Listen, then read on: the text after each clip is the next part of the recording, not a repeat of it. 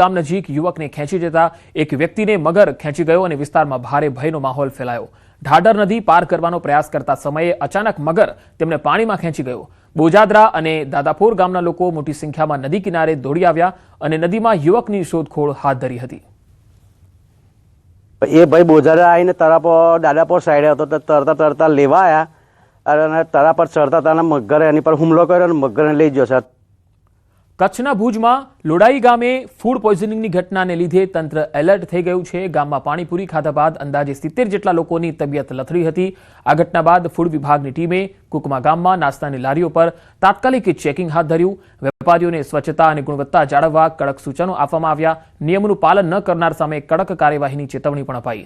Food અધિકારી સહિતની ટીમો સમગ્ર વિસ્તારમાં ચકાસણી અને તપાસની કામગીરી કરી રહી છે। બનાસકાંઠાના ડીસાના કંસારી ગામે આજે રાજકીય માહોલ ગરમાયો। મુખ્યમંત્રી ભૂપેન્દ્ર પટેલ અહીંયા યોજાયેલી વિશાળ જનસભામાં પહોંચ્યા હતા, જ્યાં સ્થાનિક સ્વરાજ્યની ચૂંટણીને ધ્યાનમાં રાખીને યોજાયેલી આ સભામાં મોટી સંખ્યામાં લોકો ઉમટી પડ્યા।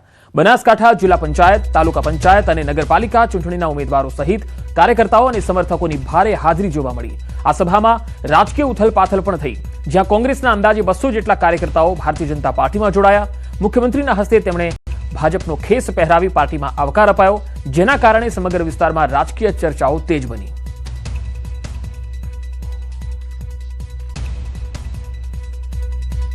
મુખ્યમંત્રીએ પણ જનતાને અહીંયા સંબોધન કર્યું। પાણી સહિતના તમામ વિકાસ કામો લોકો સુધી પહોંચાડ્યા છે।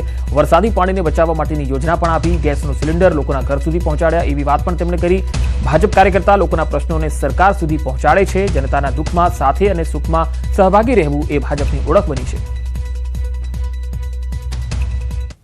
નો પ્રયાસ કેવો રહેવો જોઈએ તો કે ભાઈ 26મી તારીખે 100% મતદાન અવશ્ય કરવું જોઈએ। કોઈકને વોટ આપો ના આપો એ તમારા મરજીની વાત છે, પણ આપણે તો કમળને જીતાડીશું તો આપણી દરેકે દરેક ફેસિલિટી પૂરી થાય। તમારી વચ્ચે કાર્યકર્તા હર હંમેશ રહે।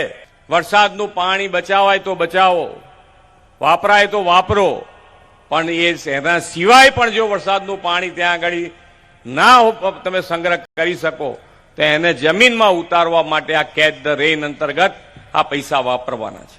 100% સરકારી યોજનાનો લાભ તમને મળે એના માટેનો પ્રયત્ન